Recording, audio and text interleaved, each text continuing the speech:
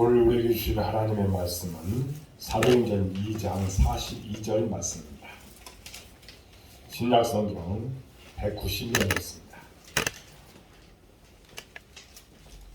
사도행전 2장 42절 말씀입니다.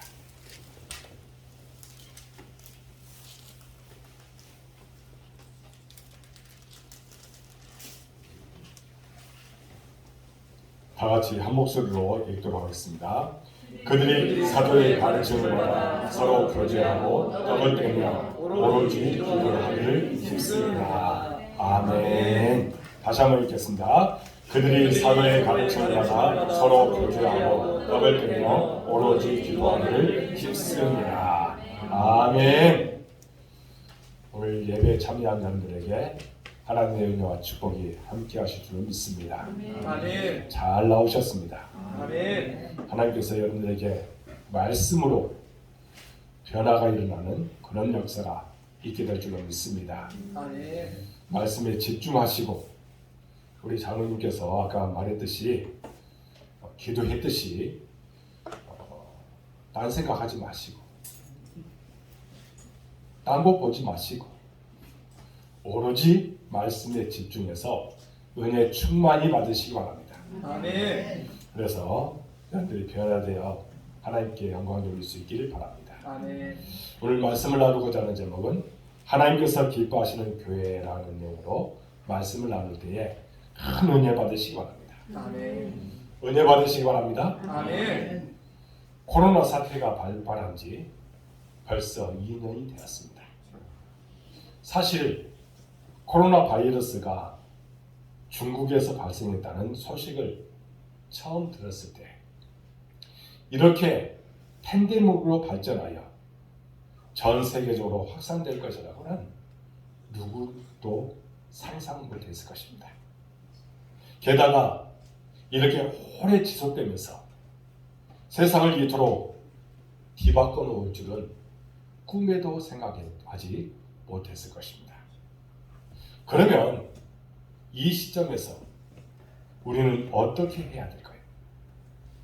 코로나 사태를 어떻게 이해해야 하고 또 어떻게 이 사태를 대처해 나갈 수 있어야 될까요?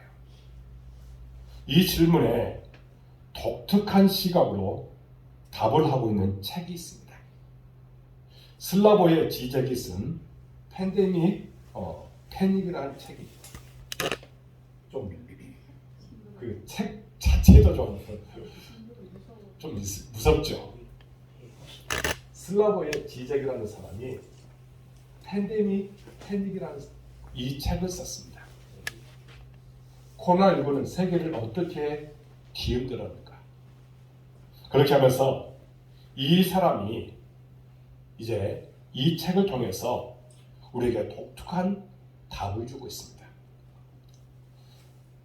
저자 이 지적은요, 지난 수십 년 동안 유럽에 출연한 인물 중에 가장 놀라운 명민함으로 문화를 해석한 사람이라고 이 사람을 평가하고 있습니다.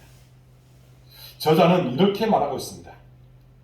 바이러스 감염병의 창고는 인간이 지금까지 지구와 자연에 저지른 만행들이 자기 파괴의 현실로 되돌아온 참사이다. 그러나 자연의 복수에 혼쭐이 나고 있는 인과적 의료 참사가 아니라는 겁니다. 그것은 바로 인류가 만들고 영위해온 시스템의 자기 모습이 확연하게 드러난 정치적 사건이다라고 했습니다. 그리고 결론적으로 저자는 이렇게 말하고 있습니다. 우리가 싸워야 할 대상은 바이러스라는 자연적, 우발적 존재가 아니라는 겁니다. 차별과 배제의 논리로 바이러스의 창궐과 확산을 악화시키는 우리 사회의 시스템이라고 이야기했습니다. 그러니까 우리 사회적 시스템이 이런 팬데믹으로 이끌게 되었는데 이것을 잘 이제 보완하고 또 이것을 대처해 나가야 된다 말하고 있는 것입니다. 저자는 코로나 바이러스의 문제가 이것이 아니라는 겁니다. 어떻게 보면 바이러스가 문제가 아니라 이 바이러스가 팬데믹이 되어 전 세계로 확산하게 된 사회 시스템이 문제라고 본 것입니다. 그리고 이 문제를 해결하지 않은 채 단지 바이러스 퇴치에만 거기에만 몰두하게 되면 또 다른 코로나 사태가 일어날 것이라고 이 사람은 강조하고 있습니다. 경고하고 있는 것입니다. 실제로 많은 과학자들은 앞으로 코로나 사태보다 더 큰 것이 올 것이라고 경고하고 있습니다. 그렇기 때문에 사회적 시스템을 이제 온전하게 바꿔야 그래야 이것을 다 대체해 나갈 수 있다는 겁니다. 우리가 이런 경고와 주장에 귀를 기울여야 할 것입니다. 문제의 근원은 그대로 준 채 증상만 가라앉히려 한다고 하면 거기에는 문제가 있다는 겁니다. 안타까운 것은 코로나로 곤욕을 치르고 있는 지도자들이 그저 코로나 피해를 줄이고 코로나 바이러스 퇴치에만 혈안이 되어 있다는 것입니다. 그리고 문제의 근원을 올바로 진단하고 해결해 보려는 그런 노력을 하지 않고 있다는 겁니다. 그래서 앞으로 더 큰 문제가 우리 안에 생기게 될 것이라고 지적하고 있습니다. 여러분, 지난 2년을 돌아보면 교회 역시도 한 번도 겪어보지 못한 이 사태를 맞아서 큰 피해를 입게 되었습니다. 그리고 일단 피해를 최소화하려고 부단히도 노력을 또 해보았습니다. 우리 교회도 역시 마찬가지입니다. 물론 우리 교회에 큰 피해는 없었지만 그러나 이런 상황 속에서 우리가 무엇인가 노력을 한 것은 사실입니다. 대변 예배와 온라인 예배를 병행하면서 우리는 예배를 중단하지 않기 위해서 부단히도 노력을 했습니다. 또 그래도 성도들이 말씀 안에 거하도록 하기 위해서 나름대로 저는 여러분들에게 온라인으로 말씀을 보내고 그런 가운데 무엇인가 여러분들을 양육하기 위해서 조금이나마 노력을 했던 것 같습니다. 그래서 나름대로 부족하지만 비상 상황에 대처해 왔다고 생각을 합니다. 그러면 교회는 이 시점에서 무엇을 해야 될까요? 역시 교회도 코로나 사태에 대처하는 일에만 급급해서는 안 된다는 것입니다. 차분하게 왜 하나님께서 우리에게 이런 시련을 주셨는지를 생각해 봐야 된다는 겁니다. 왜 이것을 우리에게 주셨는가? 거기에 대해서 우리는 생각할 수 있는 시간들을 가져야 됩니다. 하나님께서 이런 사태를 통해서 말씀하시는 것이 무엇인지를 살펴봐야 된다는 겁니다. 사실 한국교회는 1990년대 이후에 우리나라의 급속한 산업화 과정 속에서 세상에 만연해 온 성장주의 그리고 성공주의의 영향을 받아왔습니다. 교회도 양적 성장을 추구하며 몸집 불리기에 열을 올려왔습니다. 그러면서 큰 교회가 좋은 교회고 대형 교회의 목회자가 성공한 목회자라고 생각했습니다. 그래서요, 대형 교회 목회자들이 개척교회나 좀 조그마한 교회 그 교회들의 목회자들을 무시합니다. 그리고 자기들이 무엇인가 대단한 것처럼 행세를 합니다. 이제는 계급이 되었어요. 큰 교회 목회자는 성공한 사람이고, 그리고 개척교회 목회자는 아주 무시하고 깔봅니다. 말도 안 들어줘요. 제가 언젠가 교회가 노예가 분열되니까 조금 이렇게 다른 사람들은 다 아니오라고 말 안 하더라고요. 저 혼자 아니오 했다가 큰일 날 뻔했습니다. 막 저를 째려보더라고요. 이런 사태가 많아요. 그러니까 큰 교회의 그 목회자들은 적은 교회의 목회자들을 아예 거들떠 보지도 않습니다. 이게 어디에서 나온 거냐면 성공주의 그리고 성장주의에 빠져 있다 보니까 이런 사태가 있게 된 것입니다. 마치 우리가 모르는 사이에 암세포가 자라서 큰 질병을 일으킨 것처럼 왜곡된 신학 사상이 교회 안에도 있게 된 것입니다. 그것이 바로 뭐냐? 번영신학입니다. 이 번영신학이요 교회 안에 자리 잡게 됐습니다. 특별히 1970년 이후에 이런 상황이 교회 안에 자리 잡게 됐습니다. 그러다 보니까 오직 성장만 바라봅니다. 오직 성장만 바라봅니다. 그래서 교회가 적으면 안 된다는 그런 선입관을 가지게 된 것입니다. 그러다 보니까 건강한 교회를 추구하는 것이 아니라 오직 성장만 바라봅니다. 그래서 성장하지 못한 교회는 실패한 교회라고 생각합니다. 우리 복된 교회가 실패한 교회입니까? 실패한 교회입니까? 아니요. 아닌 줄로 믿습니다. 아멘. 우리 교회는 정말 건강한 교회인 줄로 믿으시기 바랍니다. 아멘. 그렇기 때문에 우리는 이런 사상이 우리에게 있는 그 자체가 문제라는 거예요.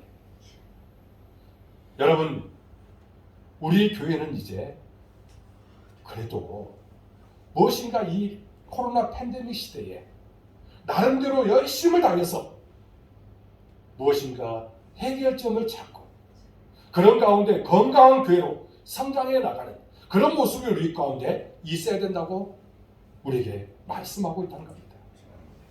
이런 상황 속에서 우리가 잘 대처해 나가서 하나님께서 기뻐하시는 교회를 추구해 나가는 우리의 삶이 되는 줄로 믿습니다. 아멘. 그러다 보니까 이런 말도 해요. 적은 교회니까 그렇게 말하지. 그런 피해의식 속에 살아가지 않기를 바랍니다. 우리는 자꾸만요 무엇에 매몰되어 있냐면 피해의식에 사로잡혀 살아갑니다. 그러다 보니까 개척교회 하면 문제 있는 사람으로 취급합니다. 결국 그렇지 않습니다. 하나님께서 이렇게 이끌어 가시는 것을 저는 느껴요. 그렇기 때문에 이렇게 개척한 거예요. 그렇기 때문에 여러분들 자부심을 갖고 우리 복된 교회를 섬기는 것을 자랑스럽게 여기시기를 주님의 이름으로 축복합니다. 아멘. 그런 번영신학, 잘못된 신학이 우리 가운데 거하지 않기를 주님의 이름으로 축복합니다. 그리고 우리는 언제나 건강한 교회를 추구해 나가는 우리의 삶이 되는 줄로 믿습니다. 아멘. 이제 교회가 새로워져야 합니다. 교회가 교회 성장을 추구하는 것이 아니라 교회담을 추구하는 길로 나가야 될 줄로 믿습니다. 아멘. 교인들이 새로워져야 합니다. 세상에서 복을 받기 위해 예수 믿는 일에 열심을 내는 것이 아니라 예수의 사람이 되기 위해 예수 믿는 일에 열심을 내는 여러분들의 모든 모습이 될 수 있기를 바랍니다. 아멘. 우리는요 예수님의 사람이 되기 위해서 노력해야 합니다. 그것을 위해서 열심을 다하고 신앙생활 잘할 수 있기를 주님의 이름으로 축복합니다. 아멘. 그때에 여러분들은 하나님의 사람으로 온전케 될 줄로 믿습니다. 아멘. 하나님을 기쁘시게 하는 사람이 될 수 있을 줄로 믿습니다. 아멘. 그러면 우리는 어떻게 해야 될까요? 오늘 본문에서 이런 모든 해답을 찾아보고자 합니다. 오늘 본문이 교회다운 교회의 원형을 분명히 보여주고 있습니다. 그리고 성도다운 성도의 본 모습을 보여주고 있다는 것을 아시고 이런 모습으로 나아가서 하나님께 영광 돌릴 수 있기를 주님으로 축복합니다. 아멘. 첫 번째로는 말씀이 이끄는 교회가 될 줄로 믿습니다. 따라하겠습니다. 말씀이 말씀이 이끄는 교회, 이끄는 교회. 말씀이 이끄는 교회가 되도록 우리는 헌신할 수 있어야 될 줄로 믿습니다. 본문을 보면 먼저 뭐라고 얘기합니까? 우리 4장 2장 42절 한 목소리로 읽겠습니다. 시작. 사도들의 가르침을 받아. 아멘. 지금 이렇게 말씀하고 있습니다. 사도들의 가르침을 받아. 초대교회는 사도들의 가르침을 앞세우다는 말씀입니다. 다시 말해서 초대교회는 말씀이 이끄는 교회였다는 것입니다. 말씀이 이끄는 교회였기 때문에 하나님께서 기뻐하시는 교회가 될 수 있었던 것입니다. 앞에서도 말씀드린 것처럼 오늘 교회의 성도들이 번영신학이라는 잘못된 신학사상에 오염되어 있습니다. 가장 큰 원인은 말씀을 제대로 모르기 때문입니다. 말씀이 이끄는 목회, 말씀이 이끄는 신앙생활을 하지 않았기 때문입니다. 지난주에도 우리가 강조했습니다. 말씀에 대해서 특별히 강조하고 있습니다. 여러분들 이 말씀을 지난주에 했던 말과 함께 병행해서 은혜 받을 수 있기 바랍니다. 지난주에 뭘 강조했습니까?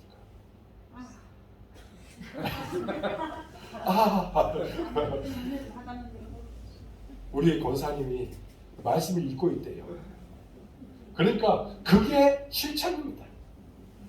여러분, 제가 여러분들에게 말씀 통독에 대해서 강조를 했습니다. 아멘. 강조했죠? 아멘. 그랬으면 실천하면 됩니다. 아멘. 여러분, 1999년 7월 17일 날 미국의 케네디 대통령 아들 존 F 케네디 2세와 그 가족이 비행기 사고로 사망했습니다. 연속된 케네디 가문의 불행에 미국 사회가 큰 충격을 받았습니다. 케네디 대통령도 암살을 당했던 상황이었습니다. 당연히 사고에 대한 조사가 면밀하게 진행이 되었습니다. 그런데요, 사고 결과는 비행기를 조종했던 케네디가 갑자기 일어난 돌박 상황 속에서 계기판에 익숙하지 않아서, 여러분들 계기판이죠? 비행기에 계기판이 있습니다. 계기판에 익숙하지 않아서 당황을 했고 결국 조종 미숙 때문에 사고가 났다는 결론이 나게 됐습니다. 계기만 잘 보고 이해했고 또 계기의 지시대로만 했어도 이렇게까지 사고가 나지 않았다고 이야기를 하고 있습니다. 그렇습니다. 계기판은 비행기를 조종할 때 생명줄과 같은 것입니다. 조종사는 잘 보고 잘 이해하고 잘 판단해야 합니다. 하나님의 말씀은 마치 우리 인생 항로의 계기판과 같다 할 수 있습니다. 우리의 현 상황을 정확하게 알려줍니다. 그리고 앞으로 나가기 위해 무엇을 어떻게 해야 될지도 안내해 줍니다. 그러나 말씀을 외면하면 갖가지 문제가 생깁니다. 마치 조종사가 계기판을 보지 않고 비행기를 조종한 것과 똑같은 것입니다. 잘못된 길로 가게 됩니다. 시행착오를 범하게 됩니다. 후회하고 회개하는 일들이 생겨나게 됩니다. 그래서 말씀이 중요합니다.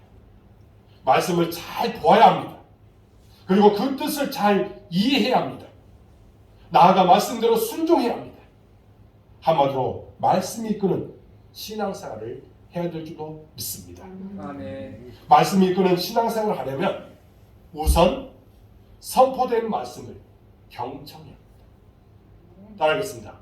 선포되는 말씀을 선포되는 말씀을 경청해야 합니다. 경청해야 합니다. 하나님께서 세우신 주의 종을 통해서 선포된 이 말씀 잘 들을 수 있기 바랍니다. 아멘. 잘 들을 수 있기 바랍니다. 아멘. 순종하시기 바랍니다. 아멘. 순종이 제사보다 낫다 했습니다. 순종하고 여러분들이 그 말씀을 따라 살아가면 여러분들에게 복이 되는 줄로 믿으시기 바랍니다. 아멘. 그런데 말씀을 경청하지 않냐고 저렇게 자고 있으면 안 돼요. 뭐 찬스? 자면 안 된다고요. 그러니까 무슨 말씀인지를 잘 이해할 수 있기 위해서는 우리가 말씀을 잘 들어야 합니다. 선포된 말씀을 잘 듣고 그 말씀 안에서 은혜를 받을 수 있어야 됩니다. 이것이 나에게 주신 말씀으로 들어야 합니다. 아멘. 자꾸만 제가 들었으면 좋겠는데 이러면 안 됩니다. 이 말씀을 지금 누군가 와서 꼭 들어야 될 텐데 이러면 안 됩니다. 오늘 교회에 나오지 않는 이 사람이 꼭 들어야 될 텐데 이것이 아니라 나에게 주신 말씀으로 들어야 할 줄로 믿습니다. 아멘. 그때 내가 변화되고 내가 그 말씀을 통해서 은혜 받는 그런 귀한 축복이 있게 될 줄로 믿습니다. 아멘. 그러므로 여러분 선포된 말씀을 잘 경청하고 그 말씀에 은혜 받는 여러분들의 모든 삶이 되시기를 바랍니다. 아멘. 그때에 놀라운 은혜가 여러분들 가운데 임하게 될 줄로 믿습니다. 다음으로 말씀이 이끄는 신앙생활을 하려면 성경을 가까이 해야 합니다. 지난주에 제가 여러분들에게 계속해서 강조했던 말씀입니다. 말씀을 가까이 하시기 바랍니다. 아멘. 성경을 가까이 하는 것처럼 그 첫걸음은 성경을 읽는 것입니다. 작년 통계를 보니까 그리스도인들 가운데 성경을 예배 현장에 와서만 보는 사람들이 무려 몇 프로 정도 될까요? 한번 퀴즈를 내겠습니다.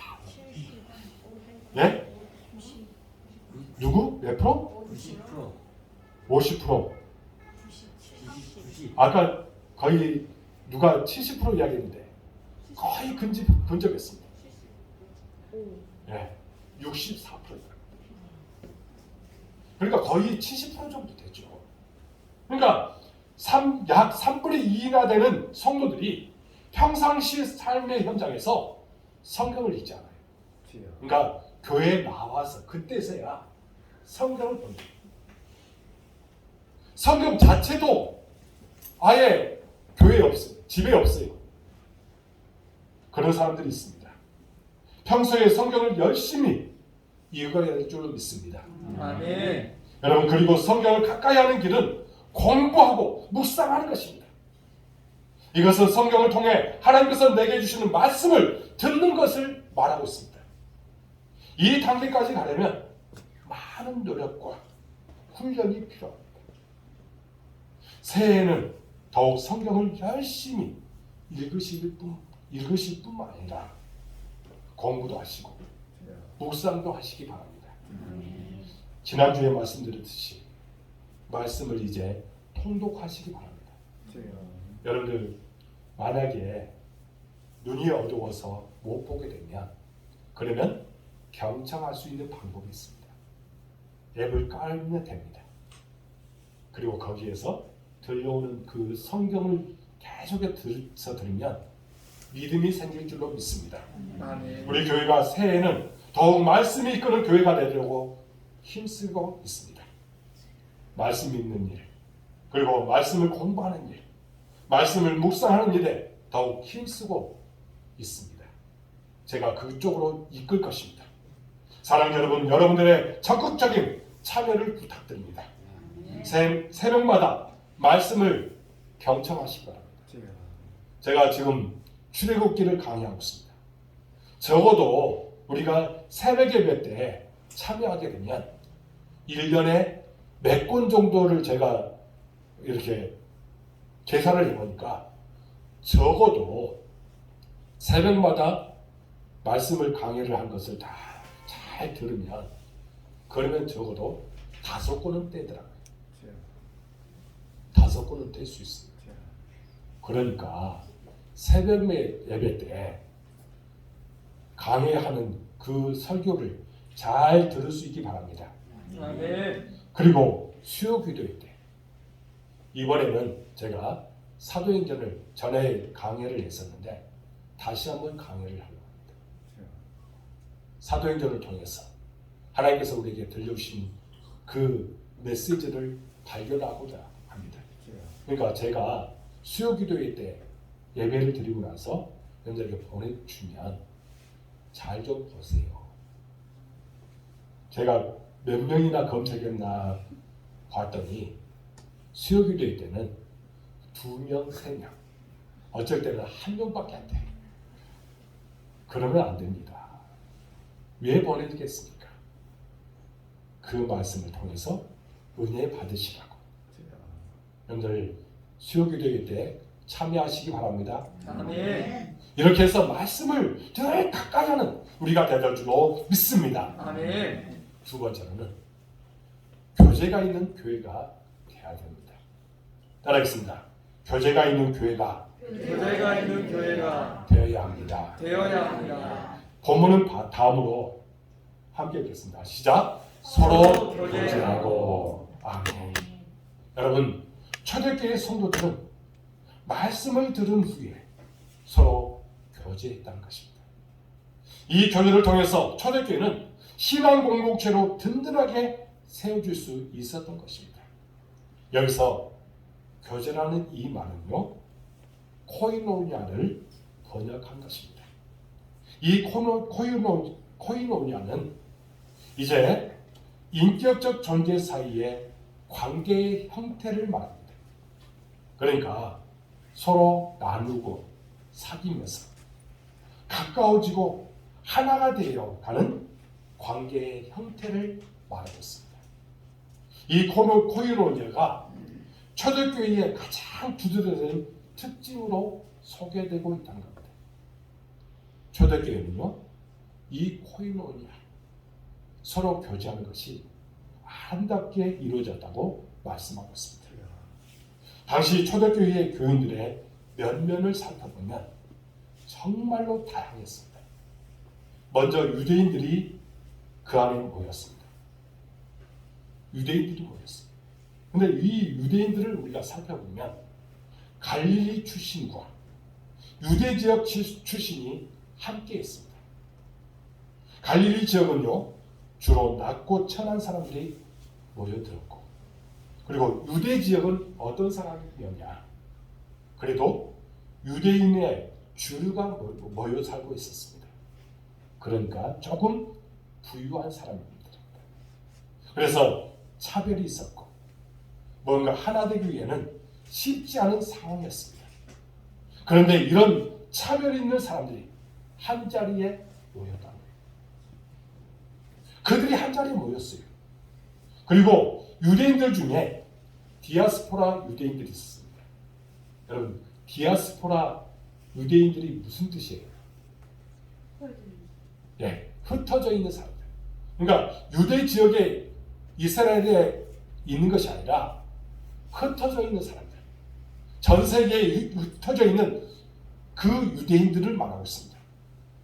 이런 사람들이요, 이들은 당시 가나안 땅에 살고 있던 유대인들과는 참 많은 것이 다른 사람들이었습니다. 이질감 때문에 갈등의 요소가 많았던 사람들입니다. 이런 이질적인 사람들이 한 자리에 모여서 공동체를 이루게 된 것입니다.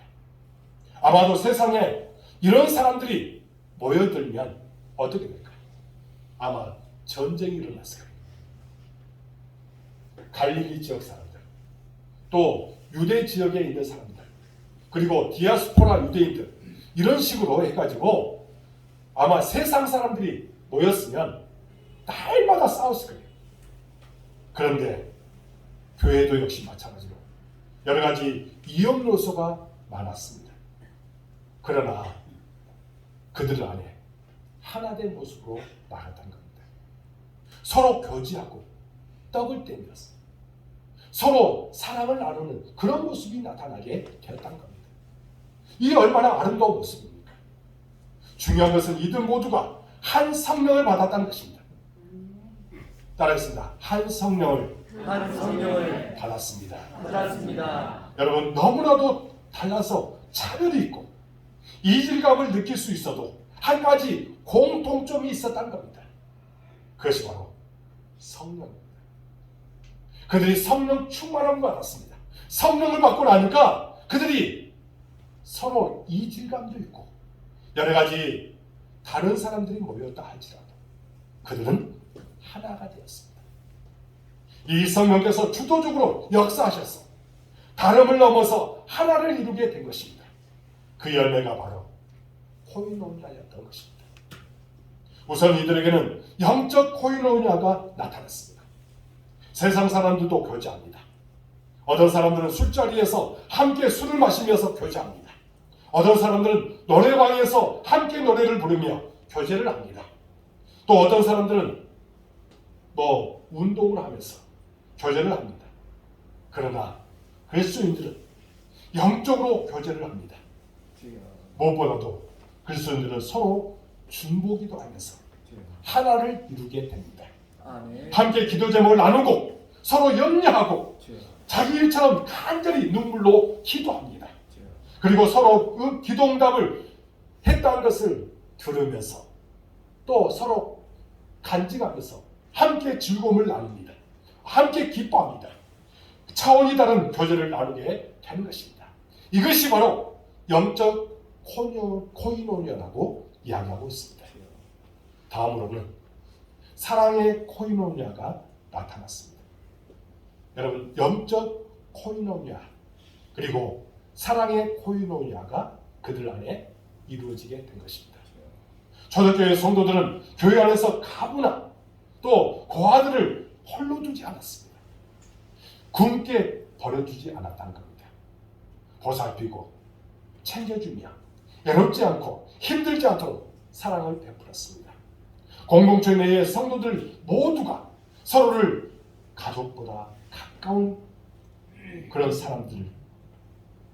사람들로 여겼고 그리고 그 안에서 그들을 섬기면서 또 함께하는 그런 가운데 교제를 이루게 되었던 겁니다. 이 얼마나 아름다운 사랑의 공동체입니까? 이를 위해서 그들은 늘 열심을 다했다는 겁니다. 안타까운 것은 오늘의 교회에 이런 코이노니아를 찾아보기가 힘들다는 것입니다. 교회 내에 코로나로 인해 함께 교제할 기회가 사라지고 있습니다. 그러다 보니까 여러 가지 어려움이 있습니다. 그리고 성도들 안에, 개개인 안에 무엇이 자리잡고 있냐면 개인주의가 너무 팽배합니다. 그러다 보니까 교회 안에 이 코이노니아가 없습니다. 서로 교제하는 것이 없습니다. 빨리 예배드리고 그냥 빨리 돌아가버리는 사람들이 너무 많아요. 그러다 보니까 교제가 없습니다. 이런 모습은 하나님께서 기뻐하지 않습니다. 우리 복된교회는 그래도 이렇게 교제하려고 노력을 합니다. 여러분 더 노력해서 그리고 이 코로나가 속히 우리가 종식되어서 정말 공동체 식사도 하고 또 공동체 안에서 서로 교제하는 일을 더 많이 했으면 좋겠습니다. 아멘. 이를 위해서 그래도 이 코로나지만 그러나 그럼에도 불구하고 계속해서 했으면 좋겠습니다. 여러분들 이 일을 위해서 함께 노력하는 우리가 된다는 줄로 믿습니다. 아멘. 또 사랑의 교제를 나눔을 통해서 하나님의 뜻이 우리를 통해서 반드시 나타날 줄로 믿습니다. 아멘. 서로 섬기면 됩니다. 서로 사랑을 나누면 됩니다. 아멘. 이를 위해서 우리가 함께 노력하는 우리의 모든 모습이 되어지기를 주님의 이름으로 축복합니다. 아멘. 마지막으로 기도에 힘쓰는 교회가 되는 줄로 믿습니다. 따라하겠습니다. 기도에 힘쓰는 교회. 힘쓰는 교회. 여러분 기도에 힘쓰는 교회가 되어야 합니다. 본문을 보면 또 하나를 우리에게 말씀합니다. 우리 한 목소리로 읽도록 하겠습니다. 시작. 오로지 기도하기를 힘씁니다. 아멘. 여러분 초대교회 성도들 모여서 기도하기에 힘썼다는 겁니다. 사실 초대교회는 세상적으로 볼 때 연약하기 짝이 없는 그런 교회였습니다. 당시 유대교회는 종교 권력을 잡고 있었습니다.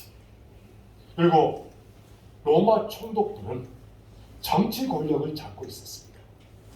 그러나 초대교회는 아무런 힘이 없었습니다. 여러분, 유대인들은 그래도 종교 권력을 잡고 있었고, 로마 총독부는 이제 정치 권력을 갖고 있었는데, 초대교회 성도들은 아무런 힘이 없었습니다. 그래서 유대교회와 로마 총독부의 박해 앞에 그들은 무기력하기 짝이 없었습니다. 그러나 주님께서는 이 교회에 세상에 없는 놀라운 무기 하나를 주었습니다. 그 무기가 뭐냐? 바로 기도였습니다. 여러분, 기도가 그들의 무기였습니다. 여러분, 초대교회를 기도하는 공동체로 세워놓으신 것입니다. 사도행전 3장에서 4장을 보면 베드로가 성전에 가서 복음을 전하고 유대교회 공회에 끌려가서 신문을 받는 내용이 나옵니다. 그렇게 강력한 유대교의 박해 속에서도 베드로는 예루살렘에서 대놓고 복음을 전했습니다. 그것도 유대교의 본거지인 성전 안에서 수많은 사람들에게 복음을 전했습니다. 한마디로 죽으면 죽으리라는 그런 마음으로 복음을 전한 것입니다. 베드로는요, 그 마음에 성령의 큰 역사가 일어나니까 죽으면 죽으리라는 그런 마음으로 복음을 전하고, 예상대로 유대계 지도자들이 베드로를 체포했습니다. 그리고 종교 재판을 열어서 신문을 했습니다. 이때 베드로가 담대하게 그들에게 말씀합니다. 우리는 보고 들은 것을 말하지 않을 수 없다. 따라하겠습니다. 우리는 보고 들은 것을 말하지 않을 수 없다. 여러분, 이렇게 그 공회를 향해서 베드로가 담대하게 선포한 것입니다. 공회가 백성들의 지지 때문에 어쩔 수 없이 이 베드로를 놓아주게 됩니다. 베드로가 교회로 돌아왔습니다. 당시 교회는 그때에 무엇을 하고 있습니까? 베드로를 위해서 간절하게 기도하고 있었습니다. 그리고 베드로가 겪은 이야기를 말하자 교회는 하나님께 감사하고 더 기도했다고 말합니다. 또한 베드로가 옥에 갇힌 일도 있었습니다. 그때에 성도들이 그를 위해서 간절하게 기도했습니다. 그때에 옥문이 열려지는 놀라운 역사가 일어나게 된 것입니다. 이게 바로 기도의 힘입니다. 기도할 때 놀라운 기적이 일어나게 됩니다. 그렇습니다. 초대교회는 세상이 모르는 놀라운 무기를 가지고 있었습니다. 바로 기도입니다. 이 기도로 연약하고 무기력한 교회가 막강한 세상 권력과 맞설 수 있었습니다. 그리고 주의 역사를 이루게 된 것입니다. 우리가 이 무기를 복원해야 합니다. 우리도 이 무기를 장착하고 잘 작동하도록 되살려야 될 줄 믿습니다. 믿습니다. 어떤 교회의 목사님의 기도 간증문을 본 적이 있습니다. 이분이 이제 교회를 새롭게 이제 부임하게 되었답니다. 그런데 그 교회 앞에 이제 교회 이제 앞에 있는데 그 뒤편에 절이 있었나 봐요. 그러니까 교회 앞쪽에다가 이 사람들이 뭘 세워놨냐면 교회 절 이렇게 뭐죠? 아치 모양으로 절을 이렇게 붙여놓은 거예요. 절이 이곳에 있습니다. 그러니까 교회 앞쪽에 이렇게 생겨버린 거죠. 그런데 이게 계속해서 있으니까 목사님 마음에 기도할 때마다 이게 계속 걸린 겁니다. 이것을 빨리 없애야 되겠다는 그런 마음밖에 없었습니다. 그래서 하나님 앞에 기도했답니다. 다른 기도는 좀 제쳐놓고, 물론 다른 것도 했겠죠. 꼭 제쳐놨다고 해서 그것을 안 했겠습니까? 이게 더 급선무였습니다. 그래서 하나님 앞에 간절하게 기도했답니다. 그리고 나서 자기 혼자 기도하는 것도 좋겠지만 성도들에게 여러분 이것을 위해서 우리 함께 기도합시다 선포했답니다. 그러니까 교회 성도들이 이제 새벽마다 무슨 시간마다 계속 이것을 위해서 기도한 것입니다. 그런데 한 달 후에 구청장님이 이제 그 교회에서 경로잔치를 했는데 그것에 그냥 그 초대도 안 했대요. 초대도 안 했는데 이 구청장님이 왔대요. 그래서 이 구청장님이 교회 장로님인데 이제 혹시 자기 교회가 아니라 다른 교회 장로님인데 이제 한 가지만이라도 자기가 들어줄 수 있는 것이 있으면 하나라도 말해보라고 그렇게 하더랍니다. 그래서 그 이야기를 했답니다. 우리 교회 앞에 이게 절 표시가 있어서 마음에 걸립니다. 우리가 지금 이것을 위해서 기도했는데 어떻게 좀 해주세요. 그렇게 했답니다. 그랬더니 우리 그 구청장님이 가봤더니 그곳에 이제 면밀하게 조사해봤더니 이게 불법으로 세워진 겁니다. 그래서 개교장을 그 절에다가 보내주고 자기들 스스로가 그것을 철거하도록 했답니다. 이게 바로 기도의 힘인 줄로 믿습니다. 아멘. 기도의 힘인 줄로 믿습니다. 아멘. 기도의 힘인 줄로 믿습니다. 아멘. 그래서 그 교회가 기도했더니 이런 역사가 일어나는구나. 그렇게 해서 이제 그때부터 더 많이 기도하고 그래서 교회가 더 크게 부흥하고 성장했다는 이야기가 있습니다. 여러분 우리 교회가 이런 기도를 되살려야 할 줄로 믿습니다. 코로나 사태로 기도가 많이 위축된 것이 사실입니다. 이제 다시 기도에 힘써야 될 줄로 믿습니다. 아멘. 기도를 통해서 주시는 능력을 덧입는 우리 복된 교회가 되어야 될 줄로 믿습니다. 아멘. 사랑하는 여러분 기도합시다. 아멘. 기도를 복원합시다. 아멘. 더 많이 기도하여서 하나님께서 주시는 은혜를 경험하고 많은 사람들에게 간증하며 살아갈 수 있는 우리의 모든 심령이 되어지기를 주님 이름으로 축복합니다. 아멘. 올해 정말 우리 교회가 이런 교회를 꿈꾸길 바랍니다. 하나님께서 기뻐하시는 교회, 특별히 여러분 말씀이 이끄는 교회, 교제가 있는 교회, 기도에 힘쓰는 교회, 이런 교회를 꿈꾸면서 나갈 때 놀라운 은혜가 우리 가운데 반드시 임할 줄로 믿습니다. 아멘. 기도하겠습니다. 하나님 아버지 감사합니다. 오늘 말씀을 통해서 우리의 귀한 것들을 깨닫게 주시니 참으로 감사합니다. 아멘. 우리 복된 교회가 정말 하나님께서 기뻐하시는 교회가 되길 원합니다. 아멘.